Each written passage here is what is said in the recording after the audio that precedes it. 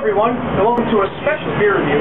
We're at the Heartland Brewery in New York City in Times Square. So let's go in and have a beer. Well, we're inside, and I decided to go with the Farmer's Oatmeal Stout. And this is a hearty roast stout with hints of Java and rich dark sweetness. And the gentleman told me that it's 5.5% alcohol by volume. You have to excuse if the lighting and quality of this video is not the greatest. I am doing this with my camera for the first time compared to my laptop, and I am inside a dimmed atmosphere at a restaurant, so I apologize. To start with, I wasn't able to pour it myself, obviously being in a bar, so we're going to have to suspend disbelief that I did. But you can see that it's a really dark, real dark in color. I mean, you can't see through it at all. The carbonation is actually a little bit more than I expected out of an oatmeal stout, and the head's relatively faint as well, and it's not real thick. Go ahead and give this a smell. It's got a chocolatey smell to it.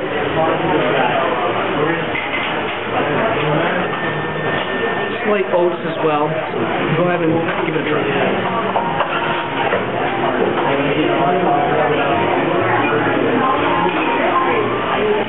Well, it's got the traditional stout, oatmeal stout flavor to it. It's actually much more rich. Go ahead and give it another sip to see what more oats it is.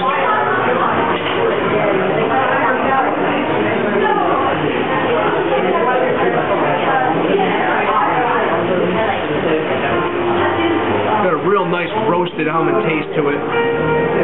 Goes down real smooth and light. You can see some sediment at the top of the glass. So it's got a nice thickness to it as it goes down. So I'm going to go ahead and drink some more of this and get back to you. Well, I'm back. As you can see, I have a little bit of beer left. The head didn't stay real thick throughout this beer, but this beer's got a lot of flavor to it. I'm really pleased with the flavor of this beer. And what I also found interesting is, if you can see, their pint glasses actually say the type of beer that they have right on it in each one. So this one here is the Farmer John's Oatmeal Stout, and they have the different pint glasses for each beer. The bartender also gave me Ale Street News, so pretty interesting to read while I'm enjoying my beer. So as you turn to the front page, right at the very front is Young's Double Chocolate Stout, so that's a pretty good blessing for me. This is my bartender here. Thank you, thank you. Give him a little shout out for the YouTube. We are going to be there together. So anyway, I'm going to go ahead and take this last sip and give you my final thoughts and grade. A little for you too. Oh, you are going to real clean. Good sediment left in the glass, even though the head wasn't real good. So I don't have my usual way of processing how I determine a grade, so I'm going to go ahead and just do this one off the cuff. But I'm going to give this a nice 3.5, which makes it a great beer. And if you're ever in New York City and you get a chance to come to Heartland Brewery, I'd recommend it. So until next time, thanks for watching.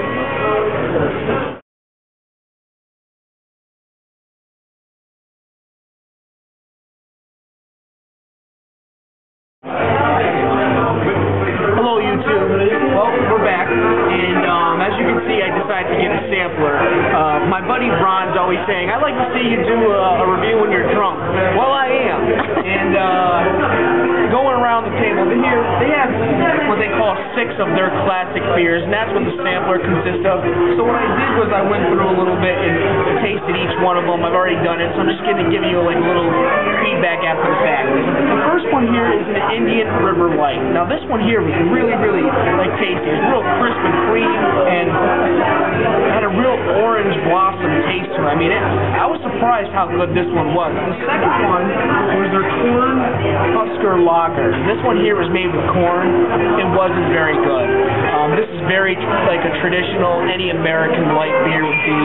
Pretty bland, not much flavor at all. The third one was their Harvest Wheat beer. This is like what you would consider any like Hefeweizen or Belgian White.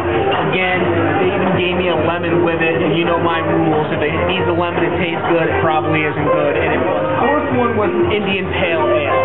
Now, if you like pale ales, you probably would like this. Extremely bitter, but it smelled really good. The problem problem is I don't like bitter beer, so I was not a big fan of this. But if you like Indian Pale Ales and you like bitter ales, you're probably going to love this. Red Rooster Ale, which is pretty good. Caramel, malty flavor. I still like the Indian River Light a little better, but this was good. Was the Farmer John's Oatmeal Stout. This is the cream of the crop of their 6 classic beers. Yeah, 6 classic beers. This one here is the one I would recommend the most out of all. I do like stouts that may have something to do with it, but this was the best one of all. So I hope you like this review. Definitely, if you're ever in New York City, check this one out. Check this brewery out. And that's all. So, till next time, thanks for viewing. Okay, one more time. I got a little cute little samplers of their seasonal beers. This one here is called their Buffalo. Let me just double check. Heartland Buffalo Bock. So this is a Bock beer. It's got specialty malts, mellow sweetness, toasted caramel, and smooth mahogany color. So this is a lager. So is it a lager or is it a Bock? What is it? You tell me. It's got a malty smell to it. So cute, isn't it? It's got a real malty taste to it. Overall, I'm going to say not a great flavor. It doesn't help that I'm drunk, so you have to excuse it. Now this one here is the Not Tonight Honey Porter. Now this one sounds intriguing, so I haven't taken a sip yet, so we'll find out. But it's got chocolate, clove, and honey backstrapped with molasses. So we're going to see how this one is. I'm interested in this part. Oh, it smells like honey. And chocolate. Honey chocolate mixed smell, so.